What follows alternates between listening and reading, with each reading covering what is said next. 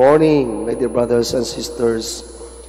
Sa Davao City po, pag sasakay kayo ng jeep at gusto nyong bumaba, ang sasabihin nyo sa driver ay ganito, sa lugar lang, alam na po niya saan kayo ibababa. Sa lugar lang. May isang taga Davao na pumunta ng Manila, first time na sumakay ng jeep, nung siya'y pababa na, sabi niya sa driver, Manong, sa lugar lang. Hindi siya naintindihan ng driver, tuloy-tuloy pa rin, inulit niya, Manong, sa lugar lang. Isa sa mga pasahero ay nagtanong talaga, hindi nakatiis, Ate, saan pong lugar? May nakaintindi, sabi, Manong, tabi lang po daw. Sa lugar lang, sa tamang lugar.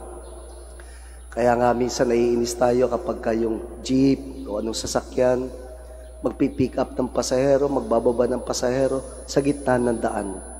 Wala sa tamang lugar. Kaya nga meron din tawiran, dahil matitigas ang ulo ng mga Pinoy, talaga may nakalagay na dito po ang tawiran. At yung iba hindi sumusunod, bawal tumawid dito. At dahil may mga nangyari na doon sa mga hindi sumunod, nakalagay doon, nakamamatay. At meron pa rin dadagdag, may namatay na dito. Sa tamang lugar, sa tamang babaan, sa lugar lang. Ang templo sa panahon ng ating Panginoon ay lugar ng pagsamba, pagsimba, pag-alay ng mga hayop. Ito yung sabihin natin, tamang lugar, tamang simbahan, tamang sambahan, tamang alayan. Subalit nakita natin sa Ebanghelyo, nagalit ang Panginoon sapagkat ang lugar na ito, na banal, ay naging tindahan, bentahan, palitan.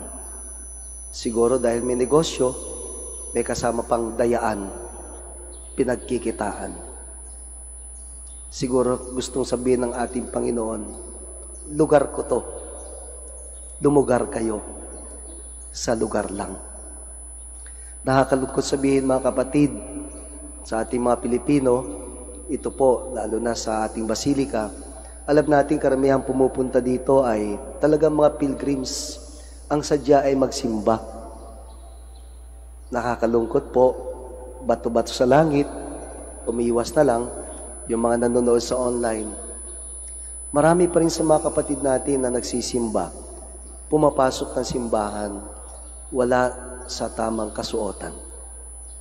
May nakalagay na sa labas, proper attire, papasok, naka-sleeveless, o di kaya naka-shorts, wala sa tamang panamit. Siguro maintindihan natin kasi yung iba, sasabihin nila, paano, galing kami sa swimming, galing kami ng Baguio, bakasyon kami, kaya ito yung suot namin. Parang minsan gusto kong sabihin, sa lugar lang, hindi po ito yung tamang lugar ng ating kasuotan. Mga kapatid, higit pa sa panlabas na kasuotan, higit pa sa lugar na ating pinupuntahan.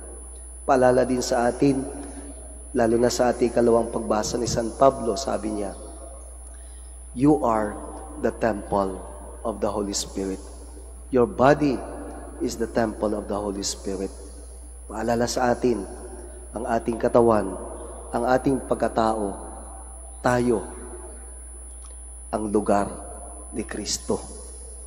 Kaya kailangan nating galangin, gawin sa ating katawan, sa ating pagkatao, yung dapat lang, yung kabutihan. Ano na kaya ang pinaggagawa natin sa ating katawan, sa ating pagkatao, sa ating buhay? Baka isang araw, marinig natin ang tinig ng Panginoon. Anak, yung katawan mo, lugar ko. Lumugar ka sa lugar lang.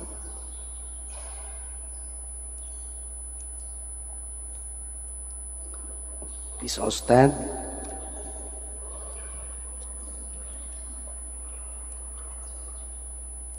Our Savior dwells within the living temple of His church, a baptized people gathered around the successor of St. Peter. We pray to our Father, inspired by the Holy Spirit, as we say, Lord, hear our prayer. Lord, hear our prayer.